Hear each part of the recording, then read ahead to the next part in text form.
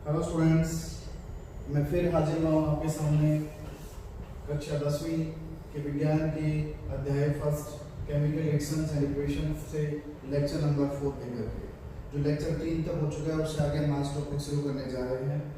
First है हमारा photo decomposition reactions और photolysis.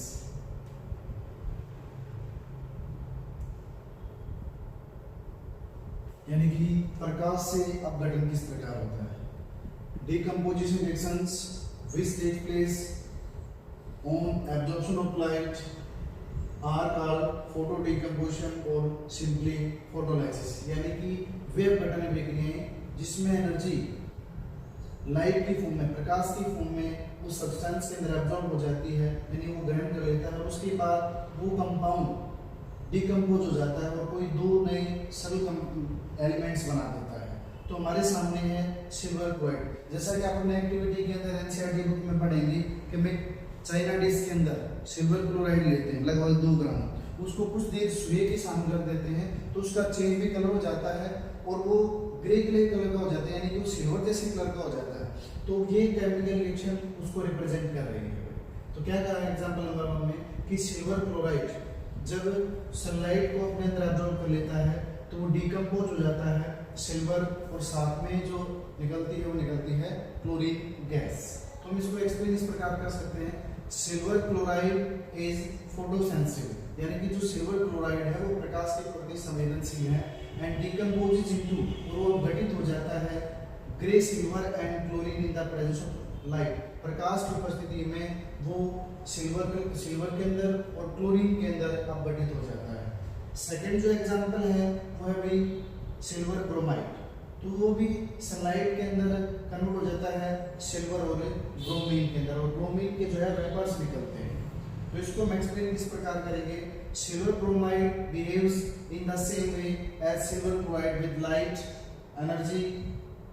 Thus, when silver bromide is exposed to light, it decomposes to form a silver metal and a bromine vapors. तो हम ये कह सकते हैं कि सिल्वर जो ब्रोमाइड है वो भी सिल्वर क्लोराइड की भांति ही लाइट के प्रति संवेदनशील है, और सिल्वर ब्रोमाइड भी सनलाइट की प्रेजेंस के अंदर डिकम्पोज हो जाता है सिल्वर और ब्रोमीन के अंदर। तो ये था हमारा सेकंड टॉपिक जिसका ये लास्ट पार्ट था, फोटो डिकम्पोजिशन रिएक्शंस। अब जो थर्ड टाइप्स होती है केमिकल रिएक्शंस की वो है डिस्प्लेसमेंट रिएक्शंस, यानी कि विस्थापन अभिक्रियाएं।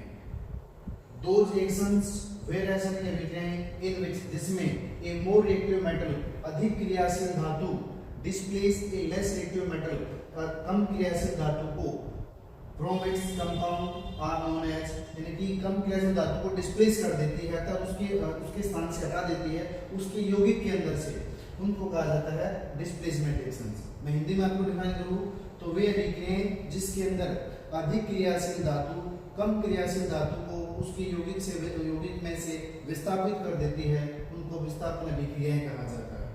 तो मैंने आपके सामने एक सीरीज लिखी हुई है, एक्टिविटी सीरीज ऑफ मेटल, जिसको हम ये कह सकते हैं धातुओं की सक्रियता श्रेणी, जिसमें पहले नंबर पर आता है पोटेशियम, उसके बाद है सोडियम, उसके बाद calcium, magnesium, aluminium, zinc, iron, lead, hydrogen, copper, silver, gold और प्लेटिनम। और ये जो है इनकी जो एक्टिविटी है, जो इनकी सिलेक्टिव जो सीरीज है वो इस सीरीज के अंदर ये अप और डाउन यानी ऊपर से नीचे की तरफ जब आते हैं तो इनकी जो सक्रियता होती है वो घटती चली जाती है। अब आप उसको याद रखने के लिए एक छोटा सा हम सेंटेंस या एक प्रकार से कह सकते हैं छोटे छोटे फ्रेजेस याद रख सकते हैं, जैसे potassium, sodium, calcium, magnesium, aluminium. इसके लिए आप एक चीज याद रख सकते हैं, जैसे एक वर्ड बनता है please stop, please stop calling me A cute जर्दा।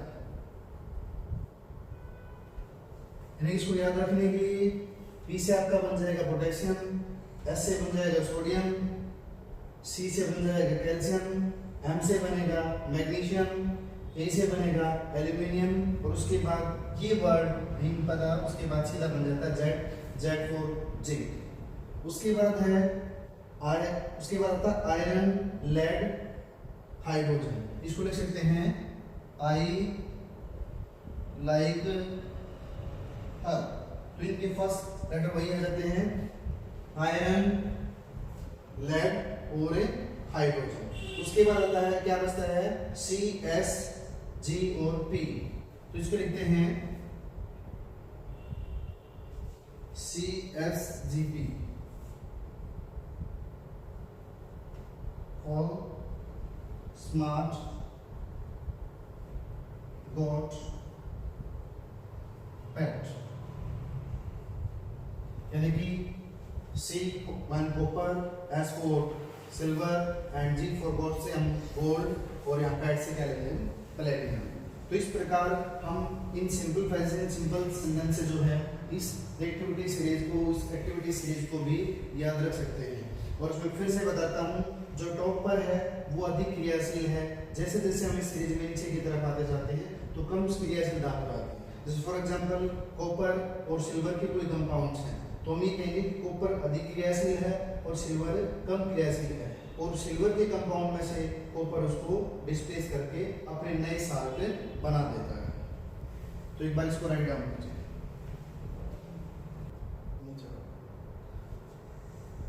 तो अब एग्जांपल्स हैं डिस्प्लेसमेंट रिएक्शन से। तो फर्स्ट एग्जांपल है आयरन रिएक्शन होती है कॉपर सल्फेट के साथ। तो दोनों की रिएक्शन होने के बाद बनता है आयरन सल्फेट प्लस कॉपर। तो in this case iron displaces copper from a copper sulfate solution. This displacement reaction occurs because iron is more reactive than copper.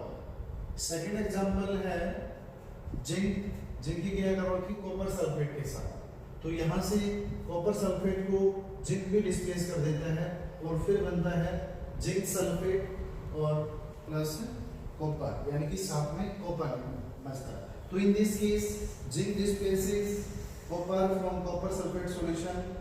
This displacement reaction occurs because zinc is more reactive than copper.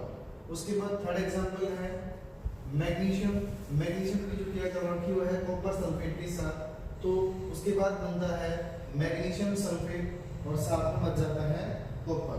तो हम ये कह सकते हैं कि magnesium displaces copper from copper sulfate solution because magnesium is more reactive than copper. Example number 4 आपके सामने है लेड सॉलिड फॉर्म के अंदर है, उसकी जो क्रिया है करवाई है वो है कॉपर क्लोराइड के साथ। तो क्रिया होने के बाद बनता है लेड क्लोराइड और साथ में बच जाती है कॉपर। तो हम कह सकते हैं here lead displaces copper from copper sulfate solution because lead is more reactive than copper. उसके बाद एग्जांपल नंबर 5 जिंक की क्रिया जो है करवाई है डाइल्यूट सल्फ्यूरिक एसिड के साथ। तो डाइल्यूट सल्फ्यूरिक एसिड से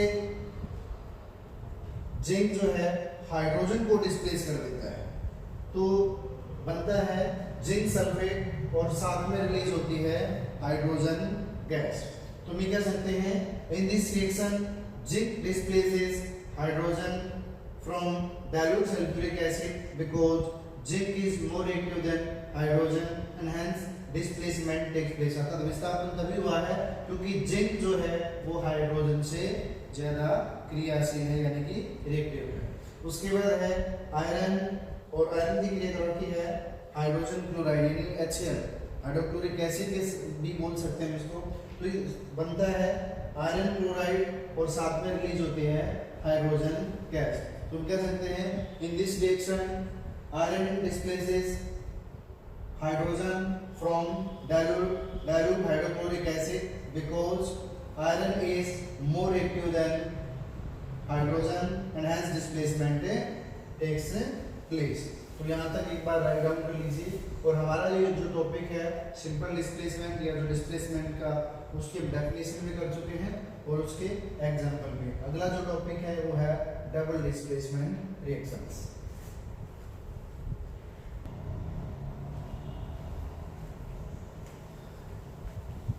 स्टूडेंट्स देखते हैं यहाँ पर डबल डिस्प्लेसमेंट रिएक्शंस।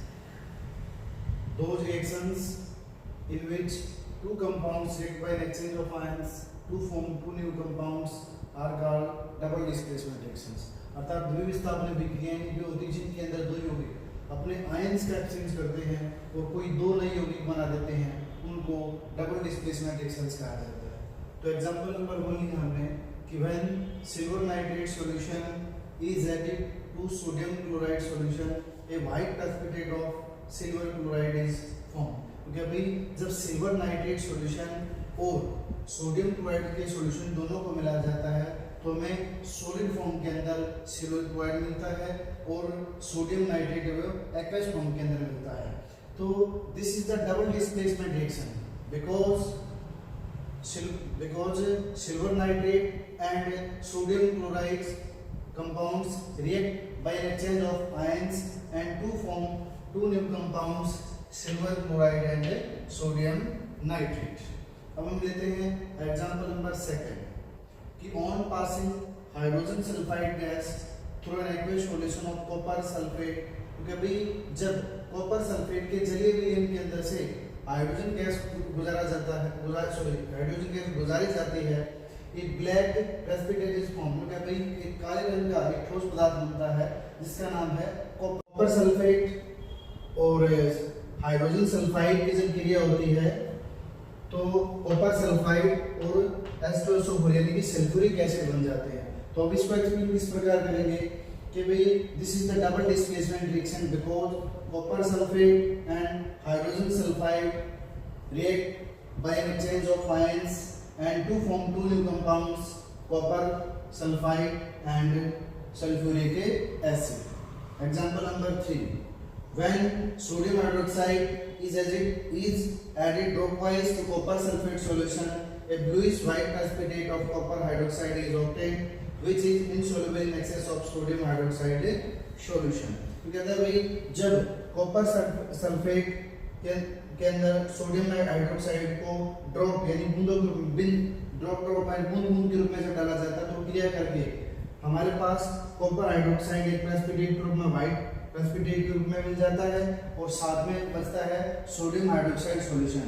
और जितने भी यहाँ प्रेसिपिटेट की फॉर्म में बने हैं सिल्वर क्लोराइड, कॉपर सल्फाइड और कॉपर हाइड्रोक्साइड, ये इनसॉल्युबल होते हैं। इनके साथ जो भी एक्वस सॉल्यूशन बचते हैं, जैसे सिल्वर क्लोराइड वाले में बचा था सोडियम नाइट्रेट, कॉपर सल्फाइड वाले में बचा था सल्फ्यूरिक एसिड और कॉपर हाइड्रोक्साइड वाले में बचा सोडियम सॉल्यूशन। तो इसके अंदर सभी जो है इनसॉल्युबल फॉर्म के अंदर होते हैं। फिर नेक्स्ट बचता है आयरन क्लोराइड और सोडियम हाइड्रोक्साइड। इन दोनों की क्रिया करने से बनता है आयरन हाइड्रोक्साइड और साथ में एक्वस फॉर्म के अंदर बच जाता है सोडियम क्लोराइड। तो इसको भी एक्सप्लेन करेंगे। हम क्या कर सकते हैं, this is the displacement reaction because there are two compounds iron chloride and sodium hydroxide react by an exchange of ions and to form two new compounds iron hydroxide and sodium chloride. तो students आज हम यही तक करेंगे।